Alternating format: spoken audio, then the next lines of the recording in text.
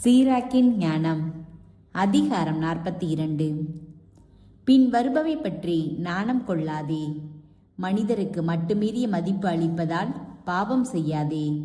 உன்னத இறைவனின் திருச்சட்டம் பற்றியும் உடன்படிக்கை பற்றியும் இறை பற்றில்லாதோரை விடுவிக்கும் தீர்ப்பு பற்றியும் நண்பர்களோடும் வழிபோக்கரோடும் உரையாடுவது பற்றியும் தோழர்களின் உரிமை சொத்திலிருந்து கொடுப்பது பற்றியும் சரியான துலாக்கோலையும் எடைகளையும் பயன்படுத்துவது பற்றியும் மிகுதியாகவோ குறைவாகவோ பொருள் ஈட்டுவது பற்றியும் வாணிபத்தில் வரும் ஆதாயம் பற்றியும் பிள்ளைகளை நன்கு பயிற்றுவது பற்றியும் கெட்ட அடிமையை குருதி சிந்த அடிப்பது பற்றியும் நாணம் கொள்ளாதே.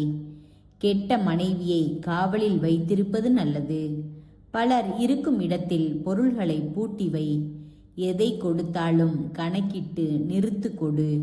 கொடுக்கல் வாங்கல் எல்லாவற்றையும் குறித்து வை.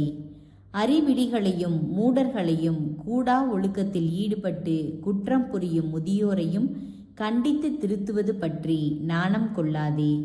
அப்போது நீ உண்மையிலேயே நற்பயிற்சி பெற்றவனாய் இருப்பாய். வாழ்வோர் அனைவருக்கும் ஏற்புடையவன் ஆவாய். மகளை பற்றிய தந்தையின் கவலை. தந்தை தம் மகளுக்கும் தெரியாமல் அவளை பற்றி விழிப்பாய் இருக்கிறார். அவளை பற்றிய கவலை அவரது உறக்கத்தை விரட்டி அடிக்கிறது.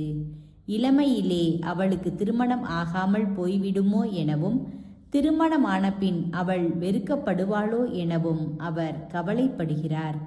கன்னி பருவத்திலேயே அவள் கெட்டு போகாதபடியும் தம் வீட்டிலேயே கருவுற்றவள் ஆகாதபடியும் கணவருடன் இருக்கும்போது நெறி தவறாதபடியும் திருமணமான பின் மலடி ஆகாதபடியும் அவர் கவலையாயிருக்கிறார்.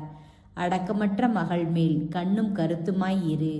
இல்லையேல் பகைவரின் நகைப்புக்கும் நகரின் ஏச்சுக்கும் மக்களின் பேச்சுக்கும் அவள் உன்னை ஆளாக்குவாள். நகர் மன்றத்தில் உன்னை வெட்கத்திற்கு உட்படுத்துவாள். பெண்கள், அழகுக்காக எந்த மனிதரையும் நோக்காதே. பெண்களின் நடுவில் அமராதே.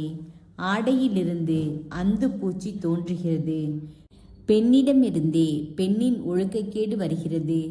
பெண்ணே வெட்கத்தையும் இழிவையும் கொணர்கிறாள். இத்தகைய பெண் செய்யும் நன்மையை விட ஆண் செய்யும் தீமை பரவாயில்லை. இயற்கையில் கடவுளின் மாட்சி. இப்போது ஆண்டவருடைய செயல்களை நினைவுபடுத்துவேன்.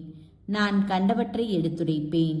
ஆண்டவருடைய சொல்லால் அவருடைய செயல்கள் உண்டாகின்றன. ஒளிரும் கதிரவன் அனைத்தையும் காண்கிறான். ஆண்டவருடைய செயல் அவருடைய மாட்சியால் நிறைந்துள்ளது. அனைத்தையும் தமது மாட்சியில் நிலைநிறுத்திய எல்லாம் வல்ல ஆண்டவர் தம் வியத்தகு செயல்கள் எல்லாவற்றையும் எடுத்துரைக்கும்படி தம் தூயவர்களுக்கும் அதிகாரம் கொடுக்கவில்லை. படுகுழியையும் மனித உள்ளத்தையும் அவர் ஊடுருவி நோக்குகிறார். மனிதர்களுடைய சூழ்ச்சி நிறை எண்ணங்களை ஆராய்கிறார். அறியக்கூடியவற்றை எல்லாம் உன்னத இறைவன் அறிவார். காலத்தின் குறிகளை உற்று நோக்குகிறார்.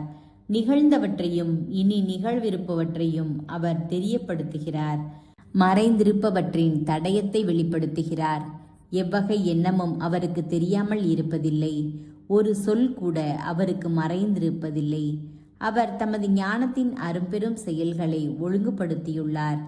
அவரே என்றென்றும் இருக்கின்றவர். யாதொன்றும் கூட்டப்படுவதில்லை, குறைக்கப்படுவதுமில்லை. எவருடைய அறிவுரையும் அவருக்கு தேவையில்லை.